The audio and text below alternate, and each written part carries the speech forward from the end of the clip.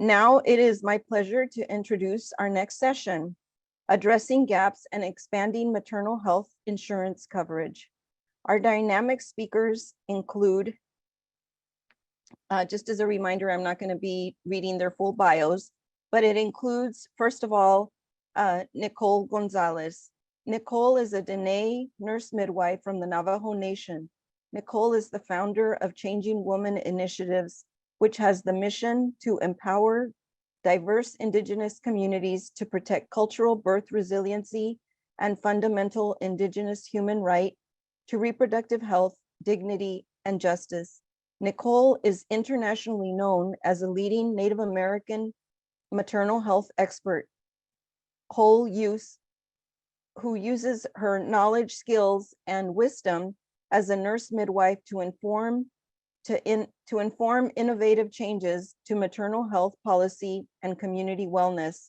Nicole's presentation is titled Off-Roading, Addressing Maternal and Reproductive Healthcare Needs in Developing Healthcare Deserts. Next, we will hear from Jessica Rigler. Jessica is an Arizona native with over 20 years experience which includes various roles with local, state, and federal and international public health agencies. Jessica was with the Arizona Department of Health Services for 14 years, ending her tenure there as Assistant Director for the Division of Public Health Preparedness. In recent years, Jessica worked with the ADHS team to lead critical public health emergency responses, including opioids and COVID-19. Jessica is currently the Staff Vice President of Population Health and Innovation at Blue Cross Blue Shield of Arizona, where she leads strategic initiatives to maintain and improve the health of Blue Cross Blue Shield of Arizona members. Jessica's presentation is titled Blue Cross Blue Shield of Arizona, Advancing Maternal Health Equity. Our third presenter is Rachel Sally. Rachel is the Maternal and Child Health EPSDT Manager with Access. In this capacity, Rachel is responsible for programming and policy for women, birthing people, and children across Arizona who are covered by Medicaid. Prior to joining Access, Rachel worked at the Arizona Department of Health Services as the Immunization Assessment Manager, and then as the Chief for the Office of Chronic Disease. Rachel's presentation is titled Expanding Access Maternal Healthcare Coverage. Please welcome Nicole, Jessica, and Rachel. And I would like to ask the presenters if you all can keep your presentation to about 15 minutes, and that will allow us about 15 to 10 minutes for questions. Thank you. Nicole? Good afternoon. She'e Nicole Gonzalez Nishe, Glash Chi Nishlento, Tochini Bushes Chain, Shkaisway Disha Chain, and Estajashanella.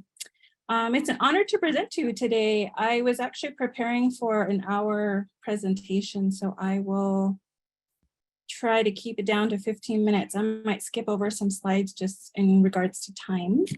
I labeled my presentation off-roading because a lot of that happens within our organization, Changing Women Initiatives, to address the changing landscape around maternal reproductive health, and especially with emerging healthcare deserts developing in our communities. After listening to some of the presentations before mine, I feel like everyone did a great job of defining health disparities. And so I won't spend so much time talking about that, but more of like implications for someone like myself, who's a nurse midwife who've been practicing in the community for about 11 years. I often pay attention to the data and the information of the changing landscape around reproductive and maternal health, and think about ways to be innovative to address some of these issues. I'm also part of different organizations who are trying to address these issues, and I've been kind of witness to some of the gaps in what we're trying to address from a policy side, from a community birth equity side, and also from like a health system side. And so using all of that, I give this presentation. It's a little different from what you guys have been hearing so far with all the data sharing that's been happening. I think there's a lot of information around what our health statistics, what our health looks like in our community. but very little opportunity or even innovation around what to do with that to improve those outcomes. And I'm hearing options, a way to do that through policy and through funding, those sort of things. But I'm taking a different approach of like thinking about systems change in a very different way. I really love Abigail Eckhart's statement, "I'm not historically underserved, I'm colonial, oppressed, and institutionally underserved." As we talk about systemic racism and some of the issues that we deal with in our communities, like that's a real overlying theme in my opinion. Some learning objectives I hope you get out of my presentation is understanding the impact of health disparities on our communities you're serving, the role of health policies play on access to services and funding, defining regenerative design for change making, understanding the importance of problem solving as part of the design, and conceptualizing creative, innovative teams and organizational design to address complex problems. So I might have to pass through some of these slides in thought of time. Sure, just tell me, keep going. Okay, so great. As I mentioned, the learning objectives about things I want to cover is understand the impact of health disparities on the communities you're serving, the role of health policies play on access to service and funding, understanding importance of problem solving as part of the design. I mean, these are like overriding themes. It's not like I'm going to touch on them specifically, but things I hope you get out of what I'm talking through. Next slide. And just some language and terms, again, as we talk about our communities and our systems, like understanding the role of structural racism and how we're working and health disparities, and basically, again, woven into the presentation, not specifically obvious through what I'm going to talk about. I really want to play on regenerative design as ability to evolve in its own capacity to build beneficial reciprocal relationships with other systems as a way to kind of get through some of the things I'm going to talk about. Next slide. So I want to talk about maternity care deserts. Next slide. In U.S. maternity care deserts, March of Dimes report 2022, 36% of U.S. counties designate as maternal health care deserts. More than 2.2 million of childbearing age live in maternity care deserts. So it's 1,119 counties are considered maternity care deserts. Areas where there's low or no access affect up to 6.9 million women, almost 500,000 births across the US. And there's been a 5% increase in counties that have less maternity access since 2020. And just take into account this information. Next slide. So Arizona is based on 2020 data. 13.3% of Arizona counties are considered maternity care deserts. So 2 of the 15 counties are maternity care deserts. 13.3 of Arizona counties have low or moderate, not full access to maternity care. So that again, also that's 2 of the 15 counties. As compared to 2019, in Arizona, 80% of counties have higher percent of women without health insurance. So this depends on county to county. And the average uninsured percent of women is age 15 to 44 in Arizona, which is like 13.2% of the population. Next slide. And then inadequate prenatal care, 14.5% is the US rate. New Mexico has 21.4, Arizona has 18.6. And really common markers or prevalence of barriers for those who have issues with accessing care is they don't know they're pregnant, they couldn't get an appointment when they were wanted, didn't have enough money or insurance to get an appointment, do not have insurance card with them, which oftentimes private insurance carriers will turn people away if they don't have insurance at the time of presenting for care, don't have transportation, didn't want anyone to know they were pregnant, and then also the fifth or the bottom was the doctor's office is too far away to access care. So these are common reasons prenatal care access is low in Arizona and New Mexico. Next slide. And then as far as preterm birth rates, they're up from 2011 to versus 2021. So they're both at 10.0% for New Mexico and Arizona. So there hasn't been a decrease. Next slide.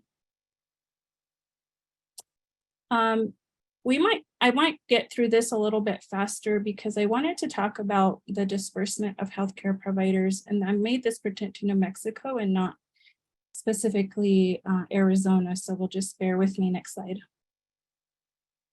So there are benchmarks in regards to licensed midwives, and there's always a flow of midwives working in the state, midwives leaving, working the state, same with OB providers. This definitely affects access to care for many of our communities. Next slide. And there's many counties, especially in New Mexico, where a lot of the midwives tend to work in the cities. And I think I had seen someone's presentation earlier talk about midwifery policies, and it was focused on CNMs. The interesting thing about CNMs is majority of CNMs work in hospital and work in like rural urban areas. Very few work in rural areas unless it's an IHS facility or a 638 facility, whereas licensed midwives and CPMs actually work further out in other parts of the states. Next slide. In New Mexico, births are attended by midwives 26.4 births versus the US average, which is 10.3.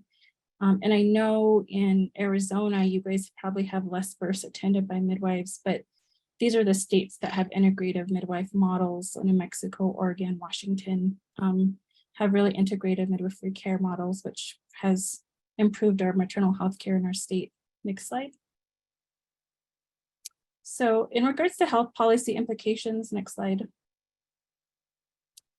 There's the global maternal reproductive health. So last year I traveled to United Nations to report on our reproductive justice in the United States. And basically these are our recommendations to remove barriers to accessible, high quality, comprehensive reproductive health care, address and eliminate racial intersectional discrimination in reproductive health care, halt and remedy retrogression of the right to abortion, ensure abortion access, address the impact of environmental racism on reproductive health care. And I heard some of these things being addressed in other people's presentations, but know that on a global scale in the United Nations, like these are also concerns on a global level. Next slide.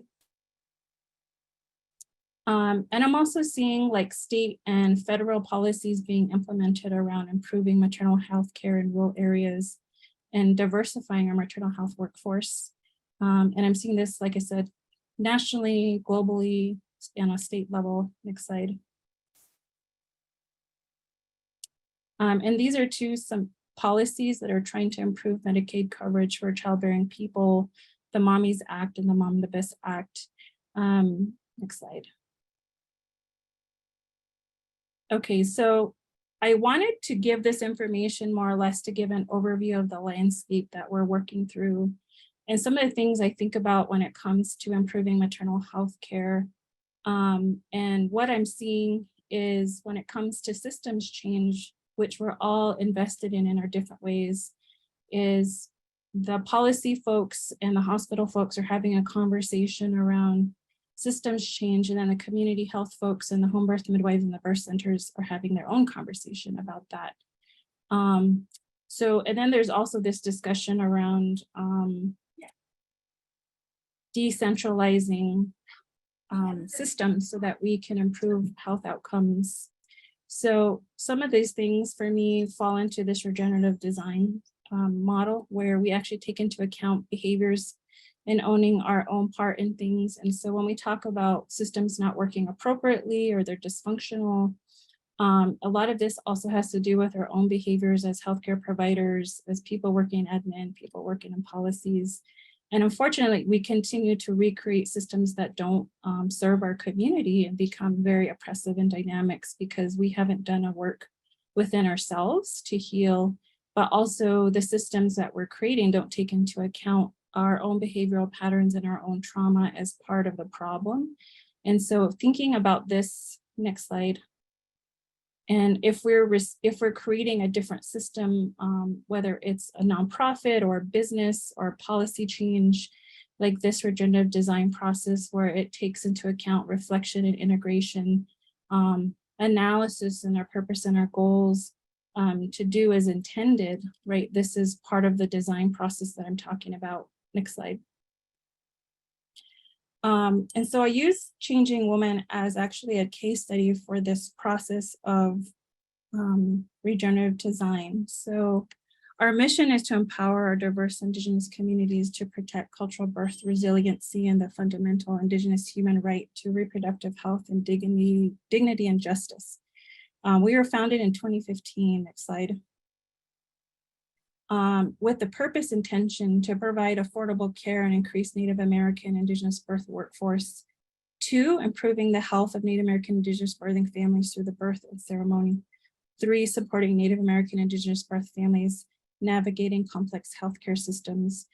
This picture of the New Mexico in the map shows the areas that we're serving. Next slide. It's basically Santa Fe, Albuquerque, 8 northern Pueblo tribes, 10 southern Pueblo tribes, Gallup, and then part of the Navajo Nation border.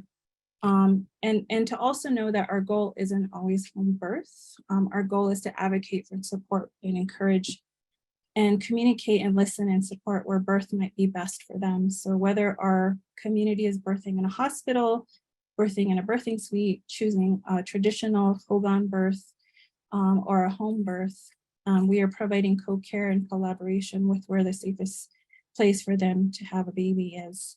Next slide.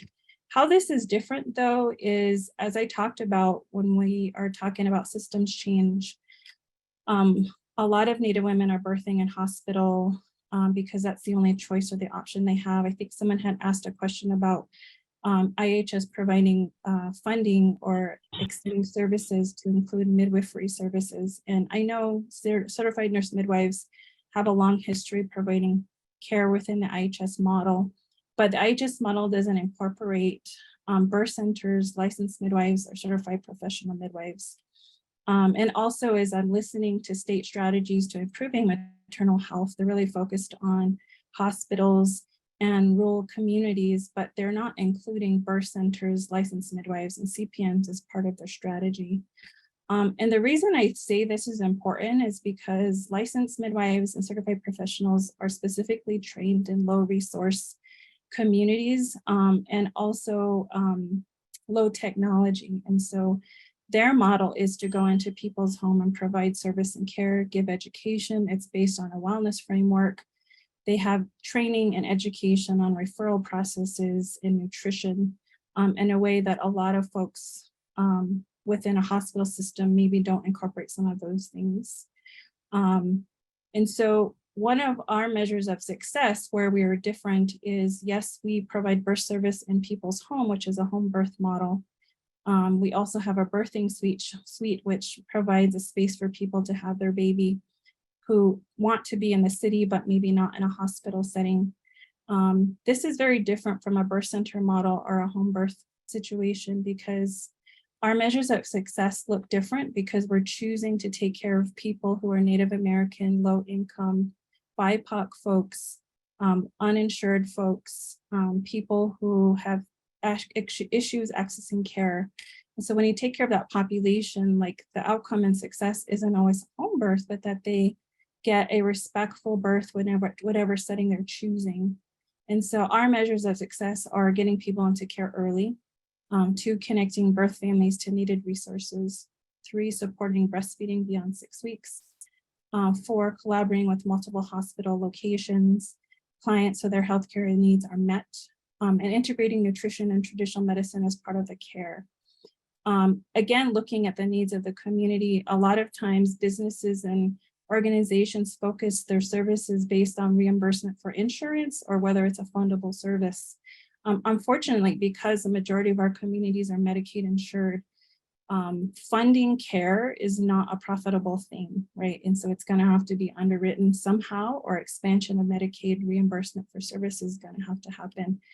And that's what's contributing to our healthcare deserts and why labor and delivery services are closing, is because the labor and delivery services are not able, they're getting reimbursed through Medicaid rates, which isn't enough to be sustainable to provide service to everybody.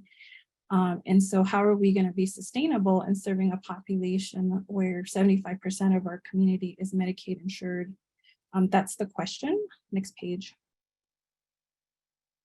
Another part of the organization is community engagement. And so when we talk about resources and training our community to be doulas and lactation consultants, a lot of times people who have limited service and access to care are like in rural areas that don't have maybe a clinic or hospital, but also don't have people skilled and trained to give lactation support or doula support if hospital is the only option for them.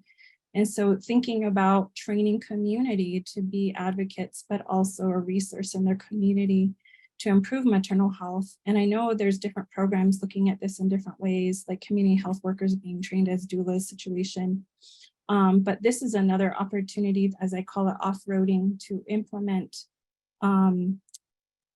resources through training in a community. So like Cami and Kim's Indigenous peer counselor training, right? They train people to be lactation counselors. There's also an Indigenous doula training that we bring in to train folks to be doulas to help people navigate their healthcare system as a way to provide education and advocacy for the families in those areas. So that's the community engagement piece, because community is really interested actually in birth work and want to be involved, but also may not have the resources to go to a 4-year or a 10-year education track, but can get skills and training in a community that is based on traditional wisdom and knowledge. Next page. So another branch of our work is Native American maternal reproductive health policy. Because we provide direct services through a maternal health program, as well as our community engagement, we do community education, and then now the health policy piece. So expanding health access for Native American people through legislative advocacy is one thing. As I saw people presenting, we have a high rate of maternal mortality for Native people. We have a high rate of Native people not accessing care in the first trimester. We have women who have preterm rates of birth, and those rates haven't changed, they've increased. So like, what are we doing on an advocacy level for Native people? That's a question, right? Addressing health inequities that disproportionately impact Native American communities. These are all our focus priority areas. And unfortunately, I'm not seeing a lot of tribes jump on board with some of these issues. They are now starting to become aware that maternal health is an issue. And so being part of those health policy decisions around where funding's gonna go. I know Arizona got some funding through HRSA to improve maternal health. And I believe one of the reasons your state got that funding is because you included tribes as partners as improving maternal health in your community. And so that to me is like a step in the right direction, but also having how are tribes involved in health policy, improving maternal health. Next page. Oh, this is a little different, sorry. Some things that are a little different about Changing Woman is we have a shared leadership model, and this also speaks to what I was talking about, a decentralized leadership model. So we have a consensus board, meaning we all make decisions and discuss before decisions made. Directors work directly with our board of directors. So our board of directors are actually involved in all of our service and care. So we have a team mentality. We have 4 directors and 5 board members. And so we don't have an executive director. And that's intentionally because unfortunately our systems create hierarchies, which when we talk about systemic racism and we talk about shifting power dynamics, like it really does matter how you create your organization to do the work that it's intended. And so we chose a shared leadership model because we felt like that reflected how our community is makes decisions and governs themselves in our state of New Mexico on Navajo Nation. Next slide. So some of the challenge we faced with getting here is me as the founder having unawareness of how my own personal trauma affected and is affecting cohesive working relationships. Founding board and many after unaware of the difference between working board and established board. And this affected the capacity to carry out the work that was unclear. Many thought it was like stepping into established board when many documents need to be created. There's old paradigms of governing and decision-making that don't work when trying to create something new. As we're talking about implementing these policies and funding and awareness about maternal health, are the structures that we're currently working in reflecting what we're talking about, right? We talk about racism, we talk about hierarchy, we talk about power, but if our structures still reflect those things, how do they carry those out?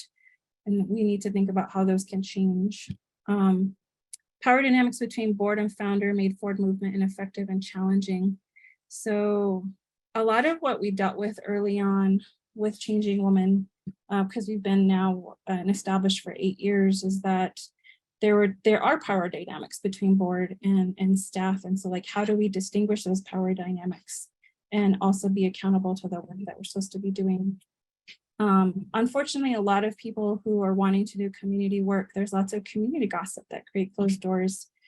And especially if prior staff who themselves were unhealthy, didn't contribute to the vision of the organization, they leave and then they muddy the water to build relationships in the community. So anybody who's wanting to do innovative work or a nonprofit model, like grassroots, like these are some of the challenges that are often faced, and that's why many are not successful. Next slide. Some of the things we learned in the last 8 years is that as we encourage and support personal health practices in all forms, it improves the relationships with one another. 3, active, involved, board aware of where they end and where staff begins without micromanaging the team. Allows us to move quickly. Organizational culture shifts happen when you hire the right people. We're still figuring out why ours works. Everyone is independent, driven, self-aware, and compassionate. We work well together because we support personal wellness, but also have an awareness of our trauma and have policies in place to support family, breastfeeding, time off, and also an awareness that we engage trauma every day in the work that we do in our community. And so how is the organization supporting what we engage in a community setting to support our wellness when we come back? Creating infrastructure that is informed by the impact of bidirectional trauma supports compassionate care for staff and clients, which I just talked about. Mutual respect and shared decision-making power builds a stronger team than having one person in charge of everyone. We had a situation 2 years ago where we had an ED and it didn't work out well. And unfortunately, when one person holds so much power and they leave, it can leave the organization vulnerable. And so often as I sit on boards and I work with other nonprofits and organizations, they want to put an ED in power, and then they're disappointed when it doesn't work, or if the ED doesn't share the vision of the board or the community. And really thinking about a decentralized leadership model actually makes the organization stronger, because then you have 4 or 5 people carrying the mission and the vision and making decisions together, and you're not just dependent on one person to lead and to move things forward. And so that was a learning opportunity for us. Super also important is to have rest and downtime, because it affects the morale and dynamics of our team. A lot of the women that work within our organization are moms. They've had babies, they have families. They're also very active in their community as traditional, involved in their traditional activities. And so being able to like work together and know that they can take time off. We also allow kids to come. So if somebody's kid needs to come while they're out of school and mom works, like they're allowed to do that. So there's a lot of opportunities to create safe working environment, supportive working environment that supports the moms. And so when I hear people talking about decolonization or even advocating for pregnant women in the working environments, like these policies we're talking about, like, do these policies actually, as you push them out there, right, are you implementing them within your own organization? Are you creating structures that are equitable to your staff and to your team? And I feel like this is missing, and this is why, as I hear all this information, like you have to create an organizational system that's healthy, as well as what you're putting out there, implementing some of this within your own system. Next slide. I just want to leave this with, like, it's not impossible to create a system like this. I know I kind of went all over the place, My work really is in innovation and organizational design and leadership development, because some of the things I learned in my journey becoming and being the founder of Change Initiative is, yes, looking at the larger systems issues, seeing the implementation of policy change, building relationships in the community, having worked in a hospital system and then shifted into a community space, really seeing the challenges with communication and assumptions made about each other, as well as like understanding everybody's skill set. And what I continue to see, as I mentioned before, is birth centers, LMs and CPMs are being left out of the maternal health policy strategy to improve maternal health in our communities. And I know there's a lot of us still struggling to change systems, but I think it's important to also know that we have power to enforce policy. We have power to change policy, but also we have to acknowledge that we're part of the problem too. If we have unhealed trauma or unhealed understanding of what power is supposed to look like in our communities. So yeah, thank you so much for allowing me to present a little piece of what I do. There's some references here, and I will leave it off to the next person. Yeah, thank you so much, Nicole. There was a lot of positive feedback that was coming in through the chat while you were presenting, in particular around your shared leadership and decision-making. So thank you so much for sharing that insight. So we're going to move over to our next presenter. If you have questions for Nicole, please put them in the chat. We'll be able to get to those at the end of the presentation. So our next presenter is Jessica Rigler. Jessica? Thank you so much, Patricia. Okay. Can you all see my screen? Yes. Perfect. Thank you. Nicole, that was a fabulous presentation and very inspiring. It's a hard act to follow, certainly. And I'm going to just completely change directions from what you talked about too, I think. But thank you so much for those words, and to all the speakers that have come before too. Just what an incredible day so far. So just to jump into my presentation, I'm with Blue Cross Blue Shield of Arizona, and I'm here to talk a little bit about our maternal health equity strategy and the work that we've launched recently to this end. So I have nothing to disclose. I just wanted to start very quickly by giving folks an overview of Blue Cross Blue Shield of Arizona, just so we're all grounded in the same information. The Blue Cross Blue Shield companies are all locally operated, and so we're one of 34 of those locally operated companies, and the majority of our staff work here in Arizona. Our health plan is a nonprofit, and we've got about 80 years in the market serving Arizonans. As of this year, there's about 2 million members on our health plan as well, and so we've got pretty broad coverage across the state. And we have health plans that kind of span the gamut when you think about insurance coverage. So we offer a Medicaid or an Access health plan, and we also serve Medicare members. We've got a federal employee program. We provide individual insurance through the Affordable Care Act, the Marketplace, or the Exchange, and then of course employer-sponsored insurance too. And then another thing that I really love to highlight about our organization is our foundation.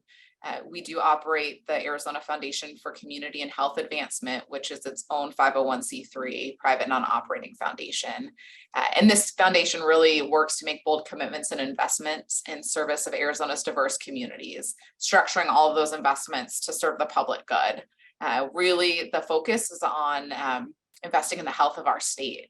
So the work that the foundation does joins up change makers and innovators, problem solvers, all with that shared goal of making communities healthier across Arizona and looking at chronic conditions, mental health and substance use disorder, and health equity as some of our flagship areas. So we work to amplify impact together in partnership with all of these other organizations across the state. Okay. So now to dive into just the maternal health equity strategy at a high level, I mentioned that Blue Cross Blue Shield of Arizona is one of 34 independent companies through Blue Cross Blue Shield. We belong to a national association, though, that kind of is the umbrella organization over all of those independent companies. And through that work, there's been recognition of this need for meaningful actions to combat the maternal health crisis in the US, particularly when we look at the disparities in birth outcomes. We've set a goal across the company, the Blue Cross Blue Shield family of companies, to reduce racial disparities in maternal health by 50% in 5 years. And what you can see on the screen here are the top 10 maternal health equity actions that the Blue Cross and Blue Shield companies have called upon leaders in public and private sectors to join us in addressing. I'm not going to talk about all of these today, but they're incorporated into our action plan. Today, I'm just going to focus on a couple of examples of things that we're doing. So here at AZ Blue, we have our own specific action plan, our maternal health equity action plan, that's guided by an internal steering committee here. And again, mirroring with the association's goal, we're looking to reduce racial disparities in maternal health by 50% in 5 years. And you can see the objectives for this on the screen. I'll talk about some examples around these objectives in a little more depth. But at a broad level, we're looking to reduce inequities in maternal experience and support. And that gets at a lot of the things that have been talked about previously today, and how we can expand that birthing workforce model and making sure that there's connections made for pregnant people. We're also looking to reduce inequities in quality and safety of care, so we can reduce unnecessary harm. One of the ways we do that is through participation on the Arizona AIM steering committee. And I know you'll hear more about that from Vicki tomorrow. We also are working to reduce inequities in the access to and use of care across the maternal continuum. And that looks at things like, how do we increase access to vaccinations? And also, broader than that, behavioral health services. How do we make sure that we're not just thinking about maternal care as labor and delivery or prenatal visits, but really across the services that are necessary in order to support pregnant people. So I'll highlight next a couple of the core action plan initiatives that are planned or that are currently underway as a piece of the work that we're doing. And the first is really focused on maternal support services. So on our path to reduce inequities in maternal experience and support, we're exploring strategies to increase access to maternal support services across the continuum. And we've talked a lot about what that continuum looks like today already. As part of our network strategy, we are partnering with provider practices that are interested in being designated as a patient-centered medical home, otherwise known as PCMH. And I know we've talked about that a little bit today too. Through this program, though, we do have AZ Blue providers who are specialty practices that are designated patient-centered medical home practices, specifically in the OBGYN space. And having this quality designation distinguishes providers who have committed to really providing that whole person healthcare, making sure there's coordination against different provider types, personalization and care planning. And then also, as a participation in that program requires that those provider groups report specific quality measures to us. Those are things like prenatal and postpartum visit rates, completion of recommended screenings, and C-section and prematurity rates, so that we can monitor those and work on identifying where there might be opportunities to provide some additional support. Another part of our network strategy is looking at credentialing and contracting with other providers who are part of the maternal health continuum. In order to be a participating network provider, there's first a credentialing process that has to occur. And so one of the spaces we're looking at right now is doulas. Now that doulas can obtain licensure from ADHS, we're working on our plan to identify that path to credentialing so that these important care team members can be covered in network by a member's health insurance plan. And just the credentialing and coverage alone, we know it doesn't necessarily increase access. There's a lot more to it, but those are the first steps that we're on in order to get there. And then we've also had discussions with Postpartum Support International about perinatal mental health specialists, including how we can promote the services of these providers. And we're just now in the very early stages of discussing internally how they can be recognized in our network in alignment with the recommendations in the statewide plan that was presented this morning. Midwives are another area that we continue to look at to make sure that there's good coverage, and then following coverage, accessibility in the network. And then from the behavioral health continuum, as we think about that too, we're also working on increasing the utilization of collaborative care in the network. We do cover collaborative care codes here, but one of our action plans for behavioral health is really looking at how we can enhance the utilization of those codes in practice. Next, I'll shift to another one of our initiatives under our action plan, which is focused on high-risk maternity care management. This program is a service that we offer at no cost to members with a high-risk pregnancy. And through this, our supportive care managers reach out to eligible members to provide them with education and support. During that outreach, our care managers are doing assessments with the members so they can really understand their comprehensive situation and needs. That includes the behavioral health assessments, also social determinants of health assessments, really, again, trying to focus on that whole person health, making sure that we're identifying the most critical needs and extending support there. Based on the member's needs, an experienced maternity nurse will work with the member to provide care coordination and additional education and support. And that can look like linkages to other resources, right? Like if there's identified social determinants of health, like insecurities in food or housing or transportation, then we can help to provide linkages to those resources. Also support care navigation to in-network providers that offer any additional services that the member might need, and really help to provide that technical assistance. Our care managers in our high-risk maternity program are incredibly supportive of these members and very successful in reaching and working with them. So nearly 100% of the members that we outreach to are engaged in this care planning process and are able to achieve the goals that they're setting collaboratively with their care member or the care manager, excuse me. We use internal data from claims to identify members who could be eligible for this program, but we also work really closely with provider offices so we can receive referrals for patients that they believe might benefit from the program. And so there's really no wrong door to get engaged in that program for our members. We want to make sure that we're serving as many people as possible in this high-risk maternity program. Okay, so another one of our core strategies to improve maternal health equity is a look at implicit bias training. We know that implicit bias can inadvertently or affect access to healthcare and to health outcomes. And so the Association for Blue Cross Blue Shield has partnered with the March of Dimes, and we've now been in conversations at Easy Blue with the March of Dimes to look at offering their Awareness to Action e-learning program in the coming months. We're getting pretty close to being able to roll this out, but this is an opportunity that will be available to provider offices across the maternal care continuum with a focus on outpatient providers, and participants will earn CMEs or CEUs for their participation in this opportunity. We're really hoping that we can target kind of across the spectrum of provider types. So we're not just looking at prescribers or OBs, but really implicit bias training for anyone that a pregnant person might interact with, from the front desk staff to the MA to the nurses to the prescribers across that entire continuum. And our hope with this program is to complement the work that's already underway and has been taking place for several years in the state through ADHS and the AIM Collaborative, to ensure as many providers as possible have access to these kinds of training resources at no cost. The final component of our action plan I'll highlight today will focus on the activities of our philanthropic arm.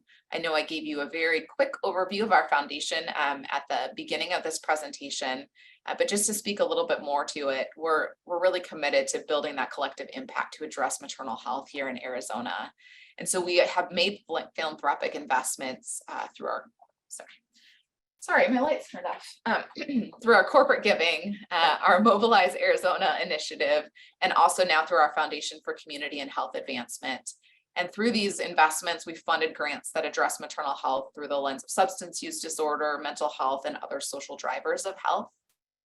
We award these grants to nonprofit organizations that expand programming or provide direct service, develop innovative initiatives, or are conducting applied research that are making a measurable impact on the lives of Arizonans. For instance, many of these grants target women who are pregnant or postpartum and have a diagnosed substance use and or mental health condition. We saw that talk from Hushabye earlier. They are one of our grantees. And these activities typically provide support and services to improve the health of the mother and the child, as well as looking at those social drivers of health like housing or food insecurity or employment. If you're interested, I would really strongly encourage you to visit azbluefoundation.org to sign up for alerts when new funding opportunities are released. And in fact, just this week, we released a new funding opportunity. It's open through September 15th, and it's looking for applications for programs or applied research that focus on mental health, substance use disorder, chronic health conditions, or health equity. And we just wrapped up a round of funding specifically focused on mental health and substance use disorder as well. So check out azbluefoundation.org and you can get updates in your inbox about that. I'll wrap up by just talking about some future initiatives. I've given you a snapshot of some of the work that we're doing around maternal health, but there's a lot more to come. This includes things like continuing to drive strategies to increase maternal provider participation in the network and expanding the diversity of the types of maternal providers that we're contracted with. Also continuing to review our quality data so we can identify those areas of impact and where we might play a unique role in impacting this space. We also are looking at some pilot programs around peer support and self-management strategies, working with the closed loop referral system in order to integrate that into our work so that we can use the community cares platform to do closed loop referrals through our care management programs.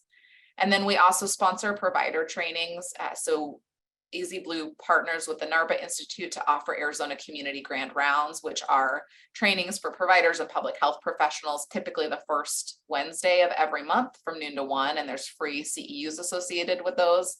But I'll just plug our next one. It's coming up on September the 6th from 12 to 1.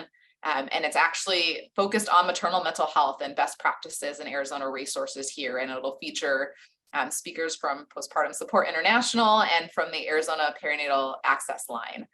So if you want to check that out, you can just Google Arizona Community Grand Rounds and you'll go to the page where you can sign up to receive updates or register for that particular learning opportunity. So with that, I will wrap it up. And I think we'll hold for questions, but I'll turn it back over to Patricia. Thank you so much. Thank you, Jessica. That was a wonderful presentation. Really excited to hear about all of your investments and ongoing commitment to Arizona residents. It's really great to hear. So our next presentation is going to be by Rachel Sally. So I'd like to bring Rachel up to the screen. My next slide, I think, is just the disclosure slide. I work for Access, which is a state government agency, and I have no conflicts of interest to disclose. And my next slide, I believe, just gives a summary of some of the things we'll be discussing today. I am going to touch very, very briefly on these things. I could talk about all of them for a very long time, but within 15 minutes, and I know we're a little behind, they're just going to be very brief overviews. And I will give you my email address at the end of this. So if you have conversations or you'd like to learn more information about anything, please feel free to reach out to me and I'd be happy to elaborate at that time. And with that, I think we can go to my first topic, which is postpartum coverage expansion. I know this has been mentioned a few times so far in the conference, and I will explain a little bit more about how this works in another slide, but I wanted to start with the why behind this expansion.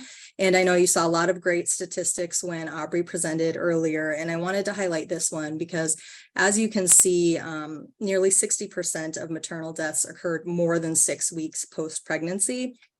And 89% of these deaths were deemed to be preventable. And while healthcare coverage, as a few people have stated so far, is not the end all be all, we know that it is certainly a factor in reducing mortality and morbidity in our maternal health population. And so ending that coverage at 60 days is certainly doing a disservice. And another factor I wanted to highlight on the next slide is that nearly 1/3 of pregnancy-related deaths involve mental health conditions as an underlying cause of death. And the reason that I mention this, that these conditions are not always detected early on, like a pregnancy complication or a delivery complication might be. And there are a few different reasons for this. One is that sometimes parents try to wait it out. They might be thinking, well, I don't feel right, but maybe once my baby starts sleeping through the night and I'm sleeping, I'll feel better. Or once I get the hang of parenthood, I'll feel better. And sometimes those things do help, but oftentimes that's not the end solution. And another reason for this delay is that sometimes people don't even know that that's what they're experiencing. As Joy mentioned earlier, there's a lot of confusion around maternal mental health. So people might be, thinking that it's normal or that it'll go away, and they don't realize they have a treatable condition until they get screened by a provider, which often doesn't happen until 6 weeks or even later postpartum. And on my next slide, I go into more of how this works. So first of all, to clarify, the population that we're referring to is people who are eligible for access on the basis of pregnancy. There are a number of different kind of pathways to eligibility, and they all have income caps, but those income caps are different. So in this case, we're referring to people that are eligible solely based on pregnancy. And previously, this coverage would have ended 60 days after the end of their pregnancy. But with this extension, which was implemented as of April 1st of this year, the coverage now extends until the end of the 12th month after the pregnancy ends. And this coverage is also not limited to postpartum care, even though that's kind of how we think about it and how we talk about it. All covered services are available as long as they are covered through the end of that 12th month. And on the next slide, we discuss some outreach and communication that went out about this.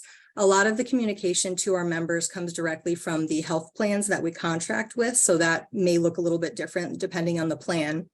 But as far as information that was communicated directly from Access, we had a website update, a press release, a monthly newsletter that has over 2,000 subscribers, and of course, social media reach. I know a number of people have mentioned social media and meeting moms where they're at.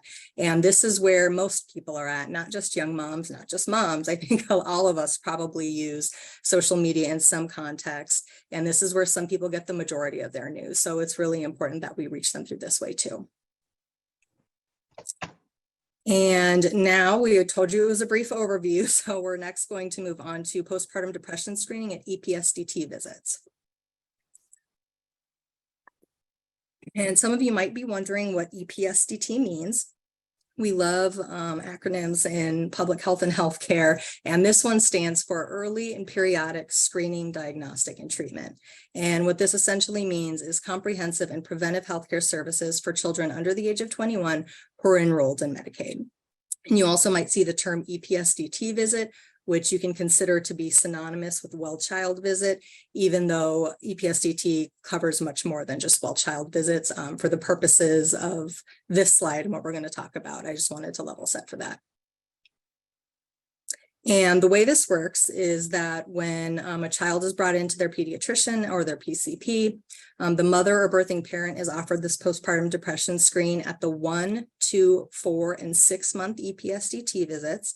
And in the event of a positive screen, the parent is provided with referral and information, and the health plan is also notified to make sure that they close that loop and help get the parent connected to services.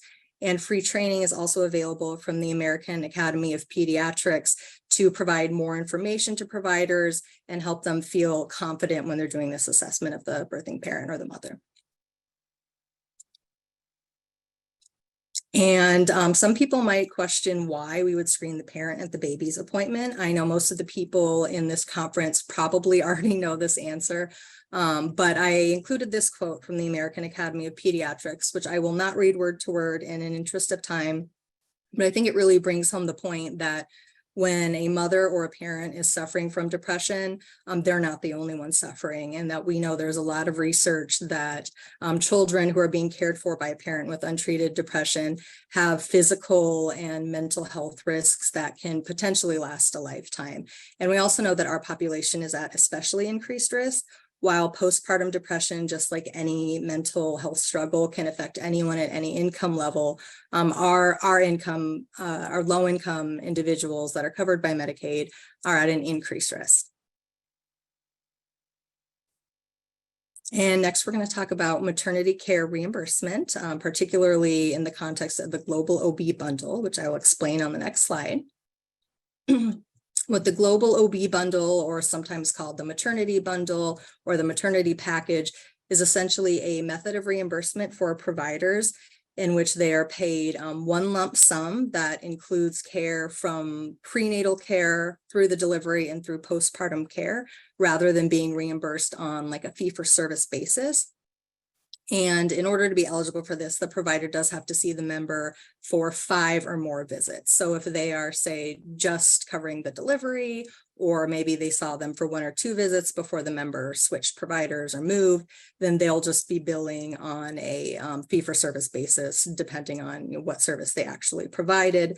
And other things that might be billed separately would be a consultation with a specialist or any other service that is medically necessary but is not part of normal expected maternity care.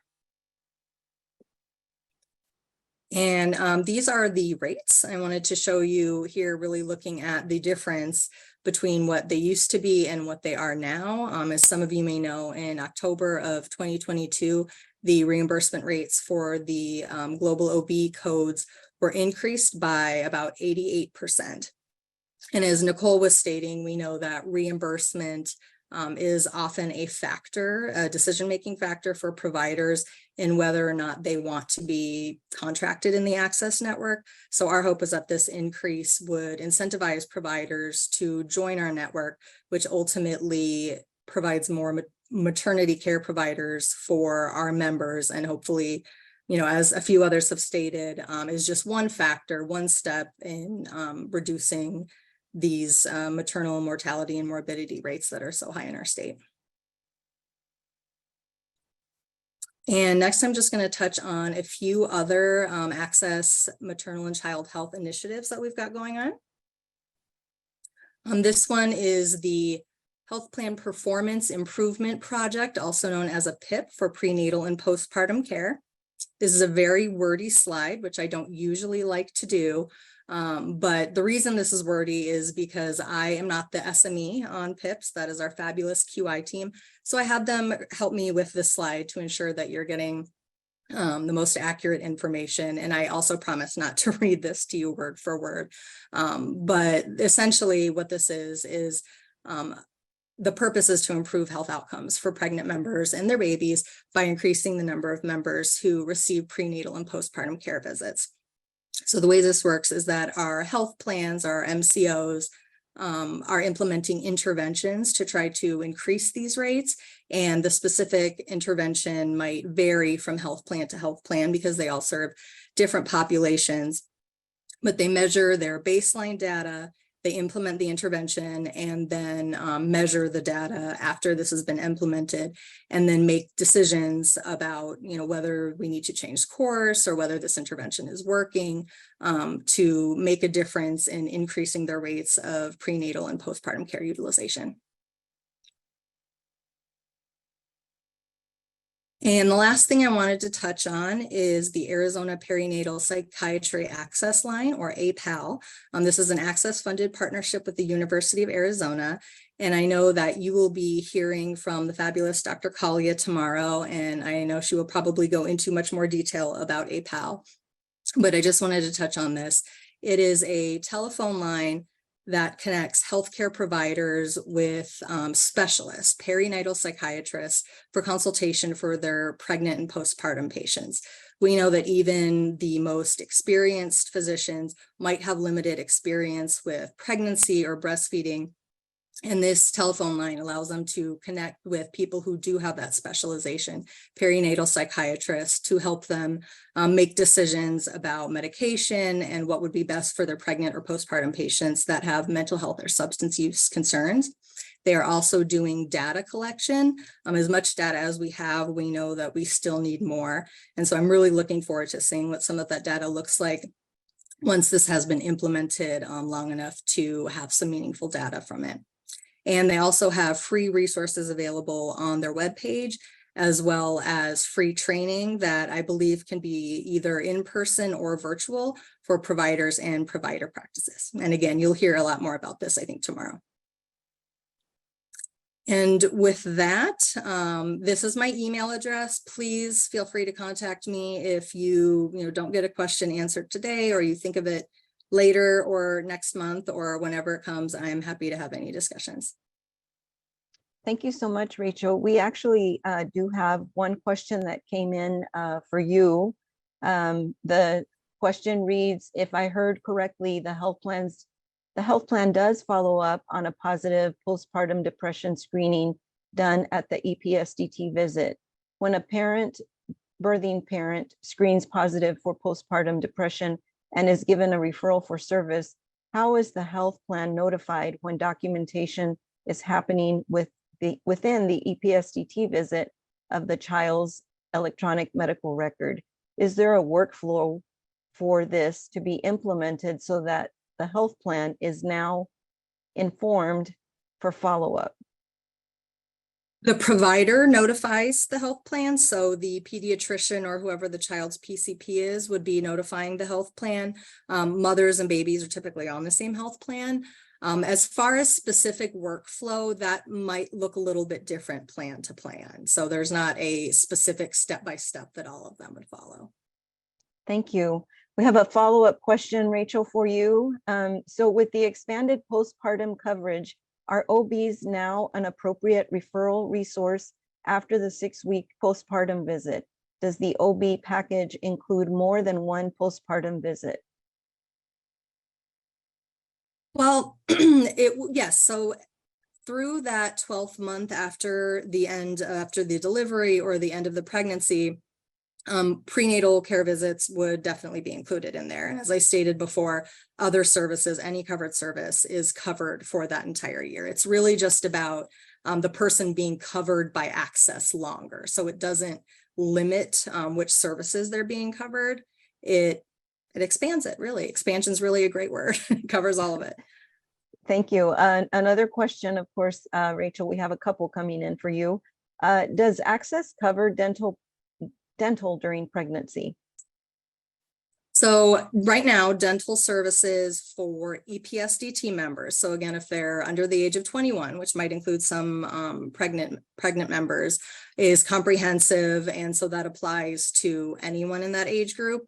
For adults over the age of 21, it is much more limited. I believe it's like an emergency only. And I know there's a maximum. Adults who are not pregnant or postpartum is not my area of specialty, but I can find out.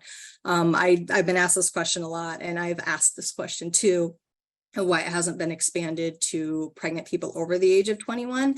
And that is that we need legislative approval for that. And we have not yet been successful in getting it, but we're working on that. But, once we get to that state, it's a little bit out of our hands. Yeah, thank you, Rachel. I know that's been an ongoing issue, an area of interest for Arizona. So hopefully we'll get there. And I really appreciate you advocating and having those discussions internally as well. That's wonderful. This next question, Rachel, reads, what is the likelihood that Access would cover doula services in the future? Well, now that I think I probably am giving a very similar answer to what Jessica said Blue Cross Blue Shield is doing. We had been kind of holding and waiting for the rules to be written for doula certification and for that program to go live. And now that it has, we are starting a work group. We met, I think, very, very early on to just discuss the beginnings of it, but that was before the rules had been drafted or anything. And we realized we kind of couldn't do much more until we had that information. But now that we do, we have a work group. I think it's going to start like next week, I want to say, to look at all of the many bits and pieces that come with covering a new provider type. And I will say, if you're not super familiar with Access, you should be prepared that these things take a while. It's not a matter of me saying, yes, this is awesome, let's do it. Otherwise, it would look totally different. But that is definitely something that we're working on and working toward. Okay, and in the interest of time, we have one more question, Rachel, and then we're going to have to move on to our next presenters. This question reads, how do you recommend a practice connects with the various Medicaid plans to streamline how they want to be notified about the positive screening to make sure follow-up can be provided? Well, I would just recommend, if we're talking about a specific provider, whichever plans that they're contracted with, ask them directly. I don't want to, speak for them on what works the best, since it might vary a little bit plan to plan. But I would just reach out to them directly and ask them, what's the best way for me to connect with you and do this. Thank you so much. I want to just say that, Jessica, you got a question related to coverage of Blue Cross Blue Shield in Arizona, and you did respond that you have members in all counties in Arizona. And then Nicole, there was lots of positive feedback for you regarding, again, the philosophy of shared leadership and for sharing your perspective on shared and decentralized leadership. And there was also a comment for Nicole saying, thank you, we need to be thinking about CPMs and LMs and their very outdated rules. So lots of stimulating conversation, certainly from the presentations we received here this afternoon. And just really want to thank our presenters, Nicole Gonzalez, Jessica Rigler, and Rachel Sally. Thank you so much for joining us this afternoon.